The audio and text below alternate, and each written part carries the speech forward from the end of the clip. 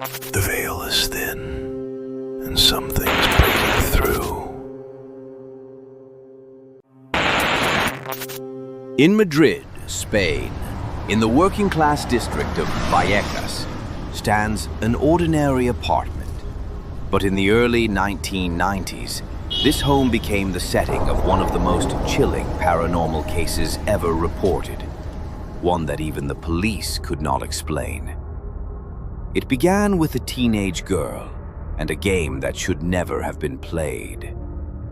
In 1991, 18-year-old Estefanía Gutiérrez Lázaro and her friends secretly gathered at school with a Ouija board. They hoped to contact a boy who had recently died. But when a teacher interrupted, the seance was cut short. The board was smashed, and witnesses swore a strange smoke rose from it, twisting and rushing straight into Estefanía's face. From that day, Estefanía's life began to unravel. She suffered terrifying seizures. She claimed to see shadowy figures at night, whispering her name. Doctors could find no explanation.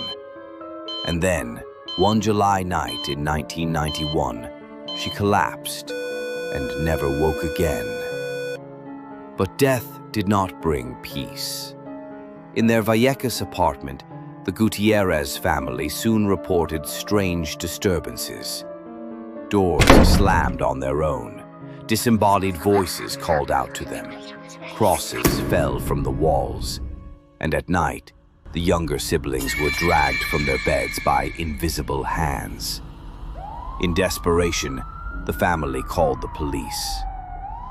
At 2 a.m. on November 27, 1992, Inspector Jose Pedro Negri and 3 officers arrived.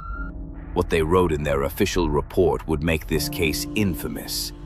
They witnessed a heavy wooden wardrobe swing open on its own, heard deafening bangs from an empty terrace, and found a crucifix ripped apart, its figure of Christ torn violently from the cross.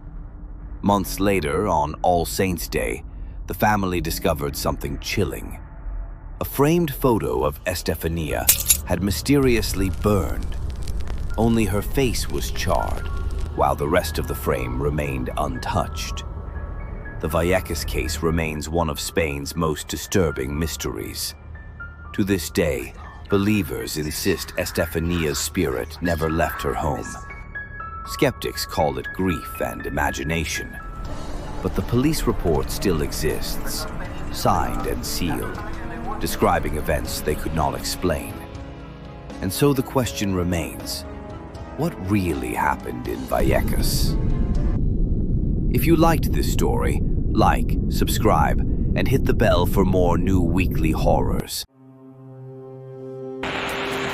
You've seen the glitch, but the veil only gets thinner.